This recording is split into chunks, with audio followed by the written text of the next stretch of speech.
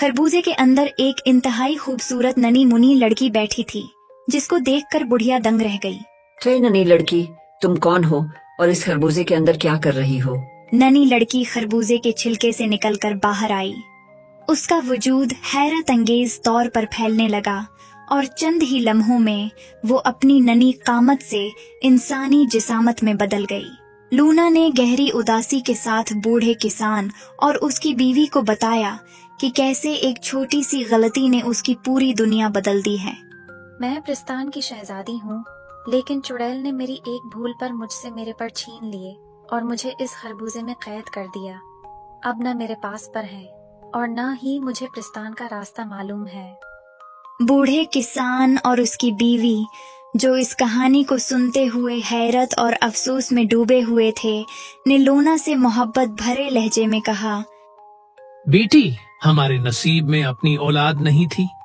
अगर तुम चाहो तो हमारे साथ रह सकती हो। हम तुम्हें दिल से कबूल करेंगे। आपकी मोहब्बत मेरे लिए एक नई उम्मीद है। मैं हमेशा आपकी शुक्रगुजार रहूंगी। और इस तरह वो तीनों एक साथ हंसी खुशी रहने लगे। अब बूढ़ा किसान जब भी खेतों में काम करता था तो लूना उसका हाथ बटाती थी। न सिर्फ ये बल्कि वो उसकी बीवी के साथ खाना बनाने में और घर के मुख्तलिफ कामों में भी हाथ बटाती थी और इस तरह वो इंसानों में रहना सीख चुकी थी। एक रात उनकी झोंपड़ी पर एक भटका हुआ मुसाफिर आया और काफी देर तक दरवाजा खटखटाता रहा।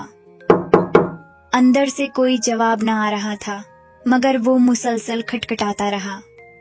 आखिरकार उसे अंदर बुला लिया गया। रात का अंधेरा छा चुका था और चांदनी खामोशी से फैल रही थी। मुसाफिर के लिबास और अंदाज से मालूम होता था कि वो कोई आम शख्स नहीं है। मैं एक शहजादा हूँ, दूसरे मुल्क तजारत के सिलसिले में जा रहा था, लेकिन रास्ते में रात हो गई।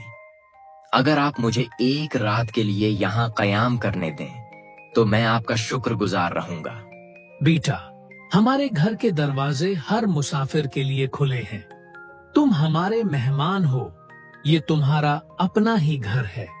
इतने में लूना कमरे में दाखिल हुई। वो मेहमान के लिए रात का खाना लेकर आई थी। जैसे ही शहजादे की नजर लूना पर पड़ी, वो पहली ही नजर में उस पर दिलो-जान से फिदा हो गया।